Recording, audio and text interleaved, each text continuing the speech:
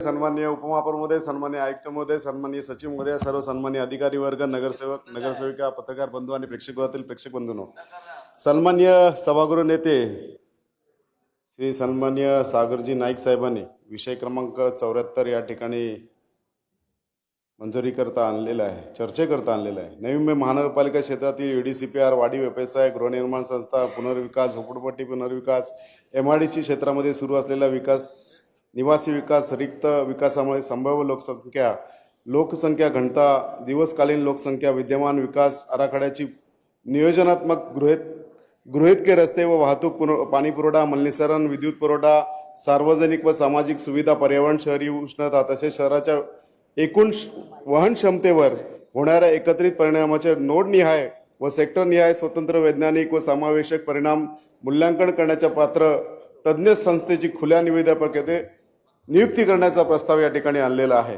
या सभागृहात 2 तासाहून अधिक काळ या विषयावर चर्चा सुरू आहे आणि आमचे सहकारी मित्र ज्यांनी या FSI म्हणजे या विषयावर PhD केलेत ते किशोरजी पाटकर साहेब विस्तृतपणे या ठिकाणी सभागृहात आपलं मत मांडलेलं आहे। त्यापेक्षा मी काही वेगळं या ठिकाणी बोलणार नाही।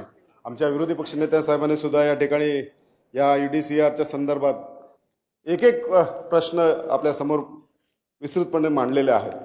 सन्माननीय माजी महापौर सुधाकरजी सोनवणे साहेबांनी आत्ताच या ठिकाणी सांगितलं, लोकसंख्या वाढी संदर्भात आपण बोललात तर मी एक त्याच्या संदर्भात खुलासा करेन। सोनवणे साहेब, लोकसंख्या वाढल्यामुळे या ठिकाणी आपले 4 आमदार झाले। बेलापूर पासून उत्तनच्या खाडीपर्यंत हा आपला विधानसभाचा क्षेत्र, जिथे मीरा भाईंदर झाला, ओवळा माजिवडा झाला, ऐरोली विधानसभा झाला आणि बेलापूर विधानसभा झाला। म्हणजे या लोकसंख्येच्या वाढीमुळे आपले 4 आमदार झाले, तसे या लोकसंख्येच्या अनुषंगाने 54 नगरसेवकचे 111 नगरसेवक झाले। हे सगळ्या लोकसंख्येमुळे झालं। त्यामुळे लोकसंख्या वाढणारच आहे, मग त्याच्यावर आपल्याला अभ्यास करणं गरजेचं आहे। आपण 30 वर्ष सत्तेत आहोत, 30 वर्ष आपण सत्तेत आहोत, 30 वर्षानंतर आपला DP बनतोय आणि मग आपण ओरड करतोय आमचे भूखंड चोरीला गेले, आमचे भूखंड गेले, रिझर्वेशन हटलं। आपण कोणावर तरी बिल फाडतोय, कोणावर तरी आरोप करतोय। हे आरोप आपल्यामुळे होत आहेत, आपणच त्याला कारणीभूत आहोत। महापौर महोदया, शहराचा विकास आराखडा हा ज्या वेळेला तुमची नवी मुंबई महानगरपालिका अस्तित्वात आली त्याच्या दुसऱ्याच वर्षी विकास आराखडा मंजूर व्हायला पाहिजे होता। एवढे 28-30 वर्ष का लागले, कशासाठी लागले? आणि आता आपण ओरड करतोय की यामुळे आमचे भूखंड चोरीला गेलेले आहेत। तर मी हे या ठिकाणी खोडून काढतोय। शहराचा विकास आराखडा DP आणि UDCPR हे 2 डिसेंबर 2020 ला दोन्ही योगायोगाने एकाच वेळेला प्रकाशित झाले आणि हे प्रकाशित करताना आपल्याला हरकती सूचना घ्याव्याशा वाटल्या नाहीत। आपल्याला जर पटलंच नव्हतं, काहीच नाही जमलं तर मग कोर्टात जायचं होतं। आता हा सभागृहाचा वेळ वाया घालून जनतेच्या पैशाचा अपव्यय का करायचा? या ठिकाणी माझ्या भगिनी बोलल्या, साहेब पण सुद्धा बोलले की आपण एक कन्सल्टंट नेमलाय, टाटा कन्सल्टन्स, त्याला आपण पैसे देणार आहोत, दिलेले आहेत। मग ते कशासाठी दिलेले आहेत? हेच काम करण्यासाठी, त्याला वर्किंग करण्यासाठी, भविष्यातली लोकसंख्या वाढल्यानंतर आपल्या इन्फ्रास्ट्रक्चरवर जो लोड येणार त्याचं नियोजन करण्यासाठी आपण या संस्था याला टाटाला अपॉइंट केलेलं आहे। मग हे वेगळं अपॉइंटमेंट कशासाठी, काय हेतू याच्यातून साध्य होणार आहे? याच्यातून एक नेरेटिव्ह पसरणार, एक आरोप या सभागृहात माझा आहे की एका विकासाला आपण विरोध करतोय। माझं स्वतःचं घर 180 मीटरचं आहे, 180 फुटाचं आहे। माझं कुटुंब 25 वर्षापूर्वी त्या घरात गेलं। मी 25 वर्षाचा असताना आज 50 वर्ष झालो। माझा मुलगा विवाहासाठी आला, त्याचं लग्न जमत नाही कारण एकच घर आहे, त्या घरात फक्त किचन आणि टॉयलेट आहे, बेड नाही, हॉल नाही, सगळं बेड हॉल त्याच्यातच आलं। मग त्याला कायद्यानं 450, 400, 300 स्क्वेअर फीटचं घर मिळणार असेल कायद्याने, जो विकासक देईल तो। पण शासन सांगतोय की मिनिमम 300 तर मॅक्झिमम 450 स्क्वेअर फीटाची घरं कायद्यानं या सदनिका धारकांना मिळायला पाहिजे, म्हणजे या डेव्हलपमेंटमध्ये मिळायला पाहिजे। मग आपल्याला अडचण काय? विकासकानं किंवा शासनानं ठरवून दिलेल्या नियमावलीच्या अधीन राहून जर एखादा गरीब ज्याचं डेव्हलपमेंट होणार आहे, त्याचा विकास होणार आहे, मला तो त्या एका चांगल्या घरात जाणार आहे, मग त्याची लिव्हिंग लाईफ बदलणार आहे, तर तुम्हाला त्याच्या हस्तक्षेप किंवा तुम्हाला काय अडथळा आहे? कोणाचं भलं करायची तुमची इच्छा नाही, कारण या शहराचा विकास करताना तुम्ही स्वतःचाच फायदा बघितलाय. जनतेचा विकास या ठिकाणी कोणी केलेला नाहीये. वॉटर मीटर गटर ही ही ही संकल्पना या ठिकाणी थांबते असं नाही. MMRDA रस्ते बनवले, सिडकोनी रस्ते बनवले. आपण काय केलं? आपण फक्त त्याची मेंटेनन्स केली, याच्या पलीकडे काय केलं? मी एक असा चित्रपट पाहिला होता 2011 साली की घोड्यावर बसून कोण आलाय आणि मागे असा एक मोठा विस्तारकपणे शहर विकसित झालंय, या शहराला शांघाय करणार आहेत असं चित्र मी डोळ्यात घेऊन अजून फिरतोय. कारण मी आता ते शांघाय बघायला बाहेर जाणार नाही, कारण माझ्यावर खोटे गुन्हे दाखल करून या ठिकाणी मला पासपोर्ट मिळणार नाही. त्यामुळे मी शांघाय कधी पाहणार? मला शांघाय बघायचं या शहराचं झालेला नाही पाहता येतात, आणि मी आता शांघाय बघायला बाहेर सुद्धा जाऊ शकत नाही. मग ते चित्र दाखवलं ते खोटं होतं का? 2010 साली जर तुम्ही त्या चित्राच्या अनुषंगाने डेव्हलपमेंट केली असते तर आज अनधिकृत इमारती उभ्या राहिल्या नसत्या. गावगावठाणातली लोक आज सुखी असती.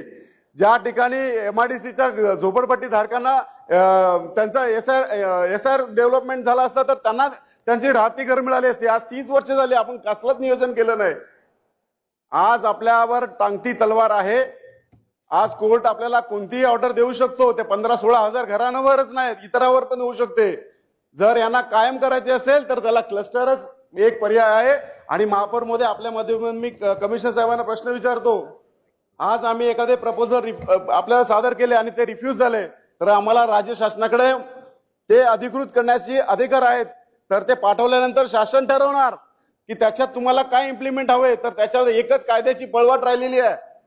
एकच कायद्याची पळवाट राहिली आहे, ती म्हणजे कायद्यानं राज्य शासनानं कोर्टात ऍफिडेव्हिट सादर करणं आणि त्या ऍफिडेव्हिटच्या माध्यमातून ही जी अनधिकृत घरं आहेत ती शासन अधिकृत करण्यासाठी क्लस्टर योजना त्यांच्यासाठी आणेल तरच हा प्रश्न या ठिकाणी निकाली निघेल. ही वस्तुस्थिती आहे. मी तुम्हाला यासाठी एक स्पेशल महासभा बोलवा सांगितली होती. ही जी शहरातली लोक आहेत ज्यांना त्यांना आपण कंट्रोल करू शकलो नाही. एकाने घर बांधलं तर त्यांनी बांधून द्यायचं, दुसऱ्याने बांधलं तर बांधून द्यायचं, तिसऱ्याने बांधताना नियम बनवले तर तो दुसरा आणि तिसरा बोलणारच आहे, त्याच्याकडे बोट दाखवणारच आहेत. त्यामुळे ही बोट दाखवण्याची प्रक्रिया त्याच वेळेला जर थांबली असती ना, ज्यावेळेला तुम्ही चित्र बनवलं 2011 साली, तर वन टाइम प्लॅनिंग तुमचं झालं असतं तर निश्चित स्वरूपात आज ही टांगती तलवार राहिली नसती. माझ्या या सभागृहात त्या विषयाच्या अनुषंगाने आयुक्त साहेबांना सुद्धा विनंती करतो की असे प्रपोजल या ठिकाणी सादर केले जातील तर ते रिफ्यूज करून आम्हाला ती एक सहानुभूती मिळाली पाहिजे. आमच्या घरावर जी आज तुम्ही कोर्टात ऍफिडेव्हिट सादर केलं ना, महापौरमध्ये आपल्या माध्यमातून आयुक्तांना सांगतो की आमच्या घरावर जी टांगती तलवार आहे त्या ऍफिडेव्हिटमध्ये तुम्ही दिलेले आहेत, जी घरं बांधलेली आहेत ती पूर्णपणे निष्कषित करण्यात येतील असं ऍफिडेव्हिट तुम्ही सादर केलेलं आहे. त्यामुळे आम्ही आता अवस्थेत आहोत. कधीही आम्हाला हृदयविकाराचा झटका सुद्धा येऊ शकतो, कारण बांधताना आम्हाला जी यातना झालेत, आमचे कर्ज काढलेले आहेत, आमचे दागिने घाण ठेवलेले आहेत, आम्ही कसल्या विवंचनेत राहतो याची कल्पना तुम्हाला नसेल, परंतु त्यातून मार्ग निघणं हे गरजेचं आहे. आणि याकरता या सभागृहातून तशा प्रकारची चर्चा होऊन निश्चित स्वरूपात अशा प्रकारचा प्रयत्न या ठिकाणी झाला पाहिजे. आणि हा एकमेवच पर्याय आहे. जर राज्य शासनानं या ठिकाणी आमचा ऍफिडेव्हिट देऊन क्लस्टर डेव्हलपमेंट केलं तरच हा विषय या ठिकाणी थांबला जाईल, ही वस्तुस्थिती आहे. त्यामुळे या प्रस्तावाच्या अनुषंगाने ही एक माझी सूचना आहे महापौर महोदय आपल्याला, कारण UDCPR तुम्ही मानत नाही असं माझा आता समज झालेला आहे. UDCPR कोणी आणला? 2017 साली एक मसुदा बनवला सन्माननीय देवाभाऊंनी आणि ती इम्प्लिमेंट झाली आणि 2020 डिसेंबरला तो प्रकाशित झाला. म्हणजे तो आणि सगळ्या महानगरपालिकेने तो स्वीकारला. फक्त नवी मुंबई महानगरपालिकेला 5 वर्षानंतर आता आपल्याला जाग आली आणि असा साक्षात्कार झाला की यामध्ये UDCPR मध्ये फार मोठा बदल या ठिकाणी होणं गरजेचं आहे. आणि त्यासाठी आम्हाला ही एक संस्था अपॉइंट करायला लागणार. हे इन्फ्रास्ट्रक्चरच्या संदर्भातला आम्हाला निर्णय या ठिकाणी घ्यायचा आहे, तो घेतला गेला पाहिजे, हेही बरोबर आहे. परंतु आपण राज्य शासनाला चॅलेंज करणार आहोत का?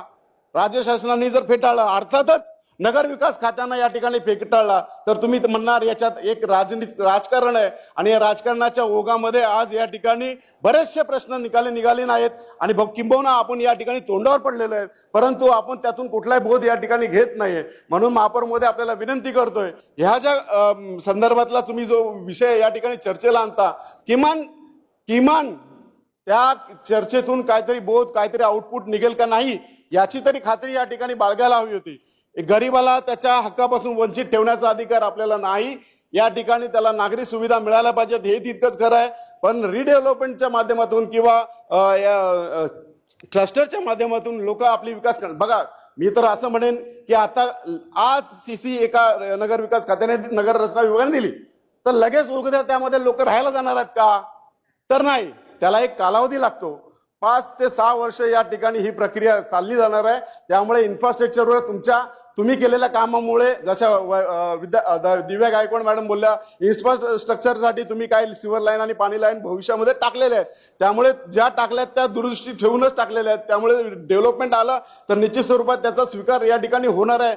राहिले रस्ते ह्या UDCPR मध्ये त्या ठिकाणी दिलेले आहेत आणि डीपी मध्ये तुम्ही नमूद केलेले आहेत. 9 मीटरचे 9 मीटरचे रस्ते 11 मीटर होतील, 15 मीटरचे रस्ते 18 मीटर होतील. असे प्रत्येक इमारत जर एक वेळेला बांधायला घेतली किंवा ती बनायला लागली तर निश्चित स्वरूपात ते रस्ते सोडून बांधणार आहेत. जर आज एकाने घेतली तर उद्या दुसरा ते घेणार आहेत. त्यामुळे एकाच वेळेला ते शक्य नाही. त्यामुळे वेळ आणि काळ हा प्रत्येकाचा वेगवेगळा आहे. सिडकोनी काय एकाच वेळेला सगळी घरं बांधलेली आहेत. सगळ्यात पहिला 86-85 साली वाशी झाली, त्यानंतर नेहरू झाला, बेलापूर झाला, मग आयरुल्ली आणि घनसोली झालेला. त्यामुळे प्रत्येक जण वेगवेगळ्या वर्षाला आपला रिडेव्हलपमेंटचं स्वप्न साकारणार आहे. त्यामुळे ही जी काय वेळ आणि काळ या ठिकाणी लागणार आहे तो निश्चित स्वरूपात या ठिकाणी विचाराधीन घेण्यासारखा आहे की आज तुम्हाला त्या माध्यमातून टोल निर्माण करायचा आहे आणि म्हणून हा टोल या ठिकाणी मिळावा हा उद्दिष्ट मनामध्ये बाळगून हा तुम्ही या UDCPRचा प्रस्ताव या ठिकाणी आणलेला आहे. हा माझा आरोप आहे. आणि मी या ठिकाणी सांगेन की विरोध की राजनीति बहुत कर ली जनाब, अब विकास की बात भी कर लो. शहर को रोकने के लिए इतिहास नहीं बनना, शहर बनाने के लिए इतिहास लिखा जाता है. या शहराच्या विकासाकरता आपण जे काय केलेलं आहे ते खऱ्या अर्थानं या ठिकाणी मला तर वाटत नाही की ते योग्य आहे. म्हणून या शहराकरता वॉटर मीटर गटरच्या पलीकडे खूप कामं आहेत आणि कामं या ठिकाणी होणं गरजेचं असताना आपण अशा प्रकारचा प्रस्ताव या ठिकाणी आणून खऱ्या अर्थानं वेठीस धरण्याचा प्रयत्न या ठिकाणी करता असं मला वाटतं. आणि भविष्यामध्ये आपण ह्या ज्या काय त्रुटी निर्माण होतात त्या त्रुटी दूर करण्यासाठी निश्चित स्वरूपात बदल हे करणं गरजेचं असतं. कालाच्या अनुरूप आपल्याला जायचं असतं. सन्माननीय सभागृह नेत्यांनी आमच्या विभागातल्या लाईटच्या संदर्भातला सुद्धा विषय या ठिकाणी घेतला. मी त्यांचं स्पष्टीकरण या ठिकाणी देईन. शहर जेव्हा बनतं त्यावेळेला तेवढी लोकसंख्या धरून बनवलं जातं. आमच्याकडे एक 11 KVचा उपकेंद्र आहे. दुसरं 11 KVचं उपकेंद्र बनलंच पाहिजे तर ती समस्या मार्गी लागेल. मग ती समस्या मार्गी लागण्यासाठी आपण प्रयत्नशील असलं पाहिजे. आपण काय केलंय? आज ती मागणी आम्ही ठिकाणी सातत्यानं आंदोलन करून मागणी करून पूर्णत्वास नेतोय. आणि काही ठिकाणी म्हणजे घनसोली आणि गोठवलीच्या मध्ये